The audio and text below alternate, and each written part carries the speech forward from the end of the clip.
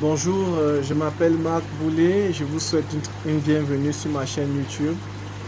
Aujourd'hui, je voulais vous parler d'un sujet dans 6 minutes, dans les 6 minutes du poisson. Je voulais vous parler du choix de l'espèce à élever. Donc, comment est-ce qu'on fait pour choisir une espèce lorsqu'on se lance dans la pisciculture. Aujourd'hui, c'est un jour spécial parce que nous sommes en train d'entamer une saison vraiment particulière parce que nous allons vous poster des vidéos chaque mardi et des vidéos chaque vendredi pour pouvoir vous permettre d'avoir accès à des informations classiques claires de la pisciculture. Alors, dans le numéro des 6 minutes du poisson, je vous parlerai, comme je disais à l'entame, quel est le choix de l'espèce à élever lorsqu'on débute dans la pisciculture. Alors, pour pouvoir bien parler de ce thème, je vais vous étaler cela sur 3 axes. Le premier, en fait, je vais vous expliquer quelles sont les différentes espèces économiquement rentables, parce qu'il faut d'abord connaître comment est-ce qu'une espèce est rentable et c'est quoi en fait économiquement rentable. Ensuite, nous allons parler de l'espèce qu'il faut réellement choisir pour pouvoir se lancer dans la pisciculture.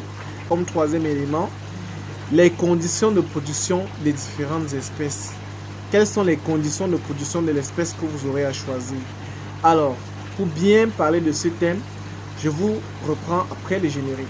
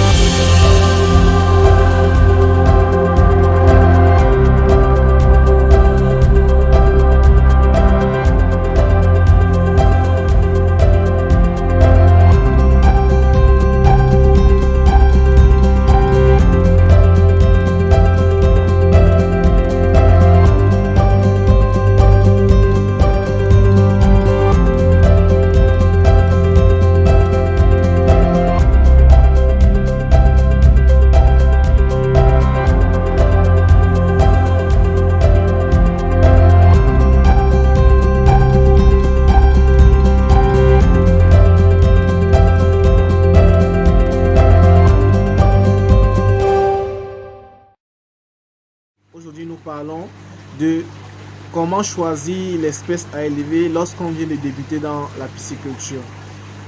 Alors, comme je vous disais, il y a 3 éléments qui vont meubler notre thème d'aujourd'hui. Le premier, en fait, c'est quoi une espèce économiquement rentable?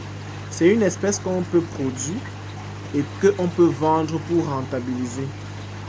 C'est une espèce que vous pouvez produire et que vous pouvez vendre pour pouvoir rentabiliser. Donc si vous pouvez produire une espèce et que vous ne pouvez pas vendre, ça veut dire que ce n'est pas économiquement rentable. Dans les pays qui se trouvent dans le golfe de Guinée, vous allez remarquer dans ces pays, en fait, il y a près de 577 espèces de poissons qui existent. Et donc, sur ces 577 espèces, tous ces poissons, en fait, ne sont pas économiquement rentables.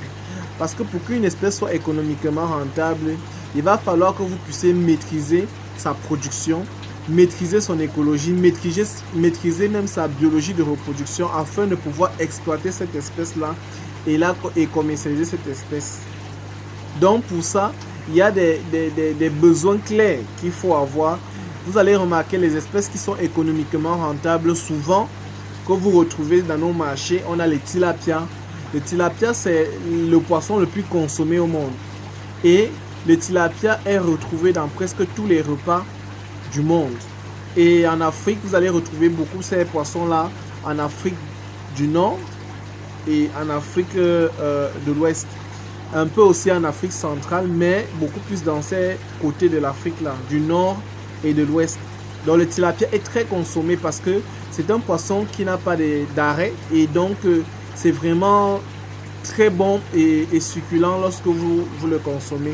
Donc du coup, les gens adorent le tilapia. Donc il faudrait mettre en place, en tête que c'est un poisson vraiment très demandé. Donc dans ce cas, il est donc économiquement rentable. Après ce poisson, il y a un second poisson qui est très demandé, le silure. En ce qui concerne les poissons d'eau douce, le silure fait partie vraiment des poissons les mieux demandés parce que à travers son côté rustique, à travers son goût, à travers sa résistance pendant l'élevage, il devient une espèce vraiment, ce poisson devient une espèce attrayante pour la pisciculture. Du coup, vous allez voir les gens utilisent cela pour produire facilement du poisson et laisser consommer en Afrique du Nord, en Afrique centrale, en Afrique de l'Ouest, en Afrique du Sud et en Afrique australe. Donc, tous ces côtés, presque c'est un poisson qui est reparti presque sur tout le territoire africain. Donc, il est vraiment très demandé. Ça fait que cette espèce est aussi une espèce économiquement rentable. Une troisième espèce, c'est la carpe commune. La carpe commune, en fait, c'est une espèce qui a souvent été confondue à la carpe, au tilapia, qui est aussi appelé de manière abusive carpe, mais c'est pas la même chose. Donc, c'est deux mondes bien différents, c'est deux espèces bien différentes. Donc, la carpe commune a son côté aussi. Donc, vous voyez, c'est vraiment aussi très très demandé parce que à travers son côté, à travers son goût, à travers ses caractéristiques organoleptiques, l'odeur, le goût, le toucher, tout ce que vous pouvez connaître sur un poisson, vraiment ça se recense sur ces trois espèces-là. Il y en a d'autres. Vous avez par exemple le kanga, dont les Pterotis niloticus. Vous avez les capitaines d'eau douce. Vous avez le mâchoiron et bien d'autres espèces. Mais sinon, les trois espèces-là, ce sont les espèces qu'on retrouve vraiment de manière palpable et qui vraiment est économiquement rentable. Il y en a plusieurs, mais j'ai pris le choix de vous parler de trois. Donc, vous allez faire donc ce choix sur les trois. Mais, comment est-ce qu'on fait donc pour choisir une espèce? Vous connaissez là les espèces économiquement rentables, mais comment est-ce qu'on fait pour choisir une espèce parmi tant d'autres afin de débuter la pisciculture? Il y a trois raisons. Lorsque vous voulez faire le choix d'une espèce, il y a trois raisons que vous devez caler dans votre tête avant de choisir cette espèce-là. La première raison, en fait, c'est que votre espèce doit être consommée localement. C'est vrai, on dit économiquement rentable parce que c'est consommé, mais pour être pratique, il faut que ça soit consommé localement. Vous ne pouvez pas, vous êtes peut-être dans un pays où, au nord du pays, on consomme beaucoup plus de tilapia et au sud du pays, on consomme beaucoup plus les silures. Ok, ce sont deux espèces-là qui sont très rentables. Mais est-ce que parce que c'est rentable qu'on va faire un choix hasardeux comme ça? Non. Il faut maintenant faire le choix selon la localité où on se trouve. Si vous êtes dans le sud, il est de préférence de prendre l'espèce qui se retrouve consommée plus facilement dans le sud. Donc, si c'est le silure qu'on consomme beaucoup plus dans le sud, vous devez prendre les silures. Si c'est le tilapia qu'on consomme beaucoup plus dans le nord, vous devez prendre le tilapia. Ne partez pas prendre le silure pour produire au nord et le tilapia pour produire au sud. Pourtant, il n'y a pas de population qui en fait peut réussir à consommer. Donc, ça c'est la première chose. La deuxième chose, ce sont les paramètres de production, les conditions de production. Lorsque vous faites un choix sur les conditions de production, le but ici c'est de pouvoir regrouper l'ensemble des informations qui vous permettront d'arriver à produire une espèce de poisson. Donc, si vous avez pris le choix de produire du silure, il faudrait maintenant réfléchir quelles sont les conditions de production du silure. Ne vous engagez pas dans un processus qui va vous buter dans l'avenir. Donc, regardez l'espèce qui est facile à produire selon vos conditions de production. Température, oxygène, turbidité, conditions climatiques pour pouvoir élever son espèce de poisson. Troisième élément, vous devez regarder le type d'infrastructure. Est-ce qu'il faut élever ça dans les bacs? Est-ce qu'il faut élever ça dans les étangs? Est-ce que c'est une espèce qui est facile à élever? Est-ce que ça demande beaucoup d'énergie électrique? Est-ce que ça demande beaucoup d'eau ou pas? Ça vous permettra de faire un choix et ça vous permettra de regarder vos moyens. Si vous n'avez pas assez de moyens, ça ne vous sert à rien de partir sur une espèce qui n'est pas vraiment possible de lancer en termes de production. Donc c'est ça en fait l'idée.